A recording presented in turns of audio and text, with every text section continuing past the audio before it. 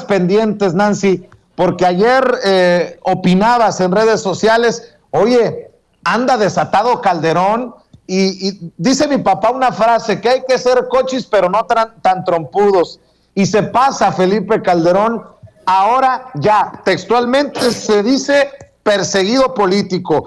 Dice, agradezco mucho su solidaridad y apoyo frente a los intentos de distorsión de la justicia en contra mía por parte del gobierno con propósitos de persecución política. Y nada más para dar pie a tu reflexión, a tu opinión, lo que le publicas, por ahí creo que le das en la frente con su realidad. Nancy dice, solo espero que algún día la justicia internacional, en el proceso que se lleva en la Corte Penal Internacional de La Haya, juzgue y condene a este criminal de guerra y autor intelectual de miles de crímenes de lesa humanidad.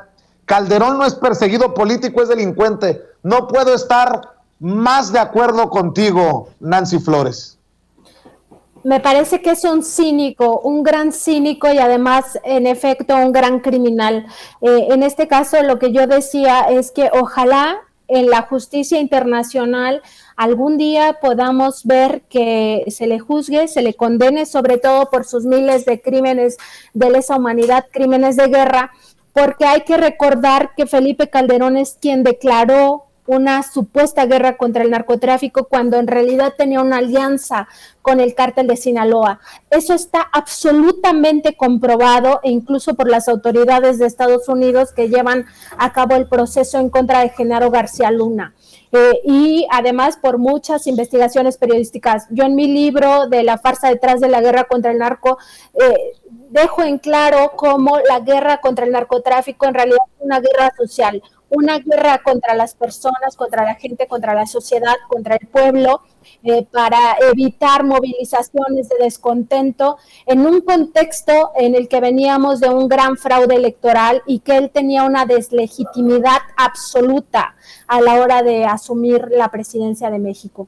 Entonces, lo que hace es castigar a ese pueblo que no le dio los votos, que no le dio la confianza, con esta guerra, ¿no? Hay que recordar que había incluso caravanas de la muerte de agentes estatales que iban acribillando personas, pueblos completos, aterrorizándolos, en el contexto de toda esta ola de violencia.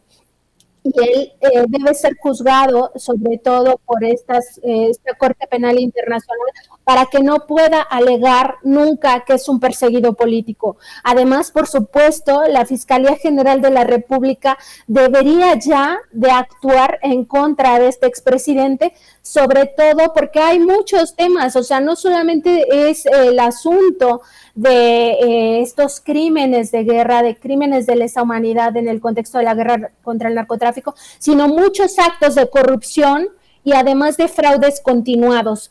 Un ejemplo de ello, Vicente, y que digamos es una muestra, un botón de muestra de los grandes negocios que se hicieron al amparo de todo este tema de la supuesta seguridad, tiene que ver con los reclusorios. Esta parte que Contralínea documentó a partir de la carpeta de investigación que lleva la Fiscalía General de la República, donde no solamente se buscaría imputar a Felipe Calderón, sino también a Ernesto Cordero, a Genaro García Luna, a Salvador Vega Casillas, e incluso a Sales Heredia, que él ya es un exfuncionario de Peña Nieto, por haber cometido estos ilícitos de fraude genérico, administración fraudulenta, ejercicio ilícito de servicio público y daño patrimonial relacionado con los 8 contratos de los reclusorios que se privatizaron. Y nada más para darte una idea, Vicente, este fraude continuado, porque además lo estamos viviendo aún en nuestros días, que es lo que ha tratado el presidente López Obrador de arreglar con las empresas, pues implica un monto alrededor de 300,000 millones de pesos. En el caso de la barda de la refinería Bicentenario, que es una refinería inexistente también, que es un acto de corrupción de Felipe Calderón, estábamos hablando de 1,000 millones de pesos. Aquí estamos hablando de 300,000 millones de pesos que supuestamente por seguridad nacional se asignaron a 6 empresas que al final vendieron los contratos y se suponía que era seguridad nacional y lo permitieron. Esas empresas son ICA, Prodemex, Arendal, Omex, Tradeco y GIA. Y esto me parece a mí que es parte de lo que nosotros necesitamos como pueblo, obtener justicia, y que la Fiscalía General de la República sí se ha estado tardando en integrar todas las carpetas de investigación, porque este apenas es un caso, por supuesto es un caso multimillonario de un gran fraude a la nación, pero solamente es un caso. Hay muchísimos casos que por los cuales se podría juzgar a Calderón, y él por supuesto que no es un perseguido político, es un gran criminal.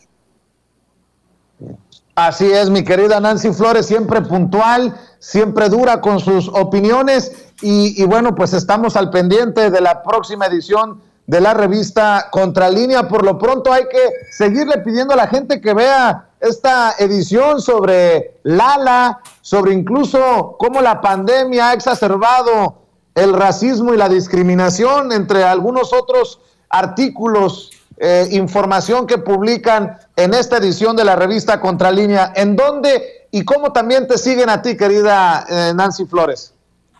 Claro, muchas gracias, Vicente. La página es www.contralinea.com.mx y su cuenta de Twitter es @contralinea. Mi cuenta de Twitter es @Nancy_contra. Te agradezco mucho, Vicente, la oportunidad de hablar con tu audiencia y por supuesto contigo, y también le agradezco mucho a todo tu equipo.